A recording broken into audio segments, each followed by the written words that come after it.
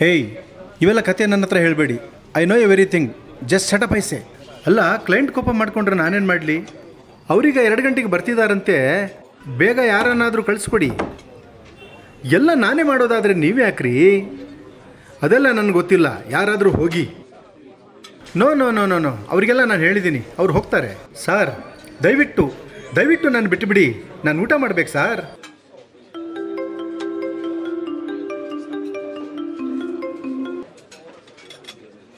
ಸರಿ, ಮಾಡಿದ್ರಾ?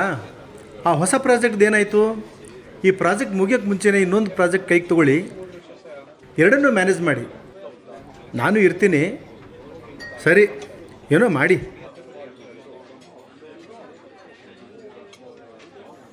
ಸರ್, ನೀವು SK ಕನ್ಸ್ಟ್ರಕ್ಷನ್ಸ್ MD ಅಲ್ವಾ? ಹೌದು. ವಾವ್ ಸರ್, ನಾನು ಇಷ್ಟು ದಿನ ನಿಮ್ಮ ಬಗ್ಗೆ ಕೇಳಿದ್ದೆ, ಬಟ್ ಡೈರೆಕ್ಟಾಗಿ ನೋಡಿರಲಿಲ್ಲ. ಇವತ್ತು ಡೈರೆಕ್ಟಾಗಿ ನೋಡಿ ತುಂಬ ಖುಷಿ ಆಯಿತು. Thank you. ಹಾಂ sir, our staffs are coming. Okay sir. Sorry for the trouble sir. Sir, ನಾನು ನಿಮಗೊಂದು ಮಾತು ಕೇಳ್ಬೋದಾ? ಕೇಳಿ. ನೀವು ನೆಮ್ಮದಿಯಾಗಿ ಮಲಗಿ ಎಷ್ಟು ದಿನ ಆಯಿತು ಸರ್? ದಿನ ಅಲ್ಲ, ವರ್ಷನೇ ಆಗೋಯಿತು. ಸರ್, ನನ್ನ ತಪ್ಪು ತಿಳ್ಕೊಬೇಡಿ. ಈ ಹೋಟೆಲಿಂದ ಕೆಳಗಡೆ ಹೋಗ್ತಾ ಎಡಗಡೆ ಒಂದು ಪಾರ್ಕ್ ಇದೆ. ಆ ಪಾರ್ಕಲ್ಲಿ ಯಾವಾಗಲೂ ಒಬ್ಬ ಭಿಕ್ಷುಕ ಇರ್ತಾನೆ. ಇವಾಗ ನೀವು ಅವನನ್ನು ಹೋಗಿ ನೋಡಿ, ಮರದ ಕೆಳಗಡೆ ನೆಮ್ಮದಿಯಾಗಿ ಮಲ್ಕೊಂಡು ಗೊರಕೆ ಹೊಡಿತಾ ಇರ್ತಾನೆ. ಎಲ್ಲೋ ಒಂದು ಕಡೆ ಅವನ್ನ ನೋಡಿದಾಗ ಈ ಭಿಕ್ಷುಕನ ಜೀವನದಲ್ಲಿರೋ ನೆಮ್ಮದಿ ನನ್ನ ಜೀವನದಲ್ಲಿ ಇಲ್ವಲ್ಲ ಅಂತ ಅನ್ಸಲ್ಲ ಸರ್ ನಿಮಗೆ?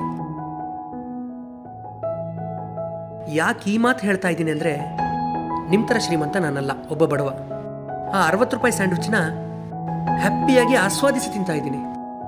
ಆದರೆ ನೀವು ಆವಾಗಲಿಂದ ತಂದಿಟ್ಟಿರೋ ಈ ಪಿಜ್ಜಾನ ನಿಮ್ಮ ಕೈಲಿ ತಿನ್ನೋಕ್ಕಾಗ್ತಾ ಇಲ್ಲ. ಯಾಕೆಂದರೆ ನಿಮ್ಮ ವರ್ಕ್ ಪ್ರೆಷರು, ಒತ್ತಡ ನಿಮ್ಮನ್ನು ತಿನ್ನಕ್ಕೆ ಬಿಡ್ತಾ ಇಲ್ಲ. ಈಗ ನೀವು ತಿಂದರೂ ಕೂಡ ನೆಮ್ಮದಿಯಾಗಿ ತಿನ್ನಲ್ಲ, ಗಪ ತಿಂದು ಎದ್ದೋಗ್ಬಿಡ್ತೀರ. ಸರ್, ನಾವು ಯಾಕೆ ದುಡಿಯೋದು ಹೇಳಿ? 2 ಹೊತ್ತು ನಮಗಿಷ್ಟ ಆಗಿರೋದನ್ನ ಹೊಟ್ಟೆ ತುಂಬ ತಿನ್ನೋಕ್ಕೆ, ನೆಮ್ಮದಿಯಾಗಿ ಕಣ್ತುಂಬ ನಿದ್ದೆ ಮಾಡೋಕ್ಕೆ.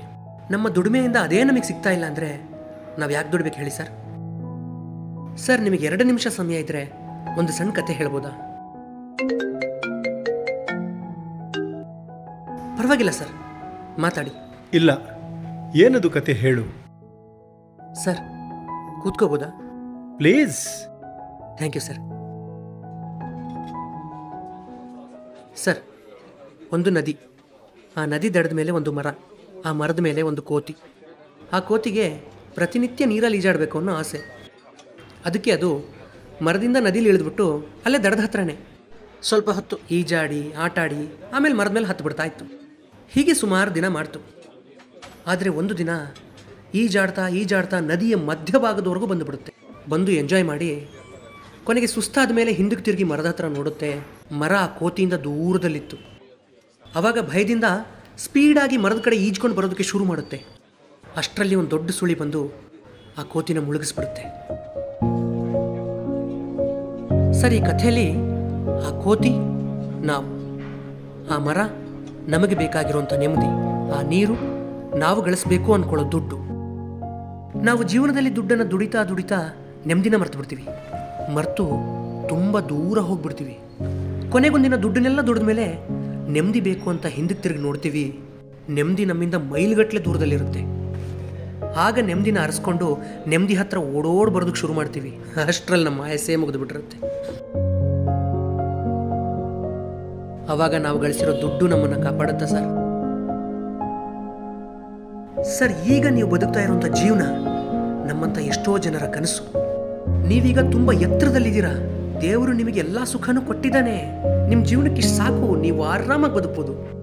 ಆದರೂ ನೀವು ಇನ್ನೂ ಜಾಸ್ತಿ ಬೇಕು ಅಂತ ಶ್ರಮ ಪಡ್ತಿರೋದ್ರಿಂದಲೇ ನಿಮಗೆ ನೆಮ್ಮದಿ ಸಿಗ್ತಾ ಇಲ್ಲ. ನೋಡಿ ಸರ್, ನಾನು ಹೇಳಿದ ಕಥೆಯಲ್ಲಿರೋ ಕೋತಿ ಥರ ಮಾಡಬೇಡಿ. ಸುಳಿ ಬರೋದಕ್ಕಿಂತ ಮುಂಚೆನೇ ಮರನ ಸೇರ್ಕೊಳ್ಳಿ. ಸರ್, ನಾನಿನ್ನೂ ಚಿಕ್ಕೋನು, ನಿಮ್ಮಷ್ಟು ಎಕ್ಸ್ಪೀರಿಯನ್ಸ್ ನನಗಿಲ್ಲ. ಜಾಸ್ತಿ ಮಾತಾಡಿದೆ ಅಂತ ಅನಿಸಿದರೆ ದಯವಿಟ್ಟು ಕ್ಷಮಿಸ್ಬಿಡಿ ಸರ್.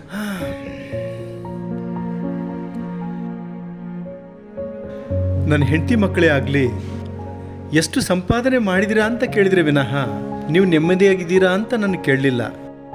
ಅಂಥದ್ರಲ್ಲಿ ಯಾರಪ್ಪ ನೀನು? ನಾನು ಬಡವ ಸರ್. ಆದಷ್ಟು ಬೇಗ ಬರ್ತೀನಿ. ದಯವಿಟ್ಟು ಕಾಯ್ತಾ ಇರಿ.